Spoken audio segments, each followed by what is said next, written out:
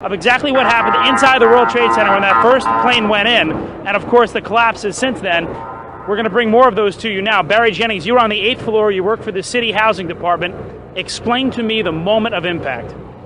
Well, me and Mr. Hesh, the Corporation Counsel, were on the 23rd floor. I told him we got to get out of here. We started walking down the stairs. We made it to the 8th floor. Big explosion. Blew us back into the 8th floor. And I turned to Hesh. I said, this is it. We're dead. We're not going to make it out of here. I took a fire extinguisher and I bust the window out. That's when this gentleman here heard my cries for help. This gentleman right here, and he kept saying, stand by, somebody's coming to get you. They couldn't get to us for an hour because they couldn't find us. You thought that was it? I thought we're dead. I thought that was it. I started praying to Allah. I said, that's it. We're gone. It's over. What was it like for you? You were inside there as well. It was pandemonium. I mean, it was something like out of a Bruce Willis Die Hard movie. Hi, my name is Barry Jennings. I'm 52 years old. I've worked for 33 years in one location. Basically, I said I'm married, father of 4. Why don't you tell people your experience from the very beginning of the day on September 11th, 2001? All right, it was, as I told you guys before, it was very funny. I was on my way to work, and traffic was excellent. I received a call that a small Cessna had hit the World Trade Center, and I was asked to go and man the Office of Emergency Management at the World Trade Center 7 on the 23rd floor. As I arrived there were police all in the lobby. They showed me the way to the elevator. We got up to the 23rd floor. Me and Mr. Hess, who I didn't know was Mr. Hess at the time, we got to the 23rd floor. We couldn't get in. We had to go back down. Then security and police took us to the freight elevators where they took us back up, and we did get in. Upon arriving into the OEM EOC, we noticed that everybody was gone. I saw coffee that was on a desk. Still, the smoke was still coming off the coffee. I saw half-eaten sandwiches, and only me, Mr. Hess, was up there.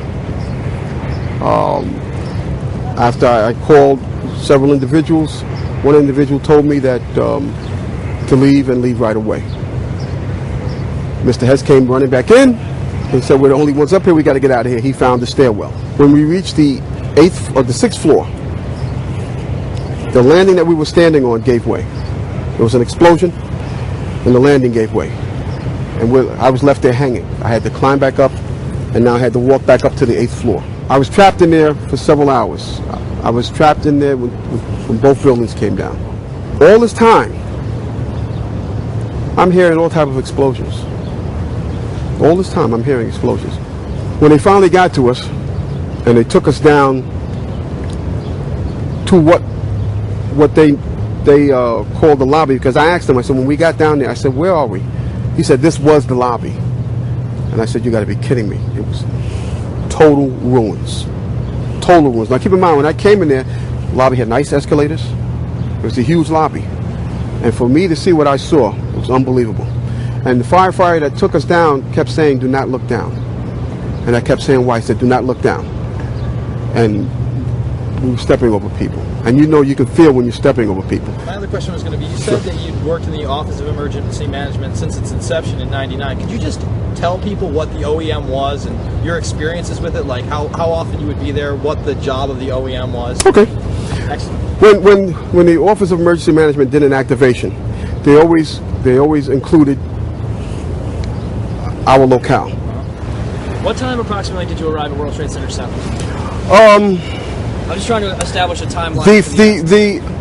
I received the call shortly after the first plane hit, which everyone thought was a Cessna.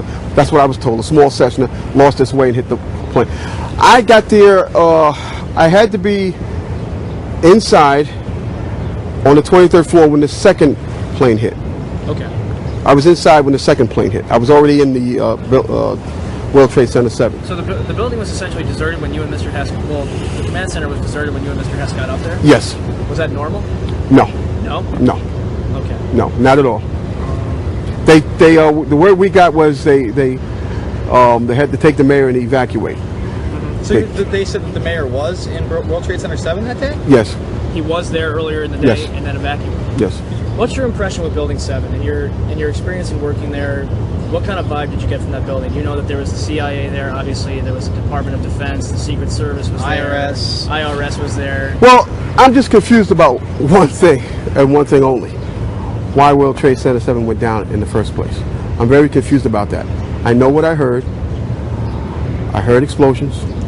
The explanation I got was it was the fuel oil tank. I'm an old boiler guy. If it was a fuel oil tank, it would have been one side of the building. When I got to that lobby, the lobby was totally destroyed. It looked like King Kong had came through it and stepped on it. And it was so destroyed I didn't know where I was. And it was so destroyed they had to take me out through a hole in the wall, a makeshift hole that I believe the fire department made to get me out, me and Mr. Hess out. You don't feel that you've gotten a satisfactory explanation for what happened inside that building? No. Not at all? The explanation that I got is about a fuel oil tank. No. No? No. I heard the explosions. And then the key thing was when the police officer came to me, he said, we got reports of more explosions, so you have to run. Big talk. And that's after both towers have fell, correct? Yes. Yes. Man, Barry, is there anything else you want to say? I mean, is there anything you want to clear up? Well, you know, I like to say that, you know, my mind is still there. You know, that day I'll never forget.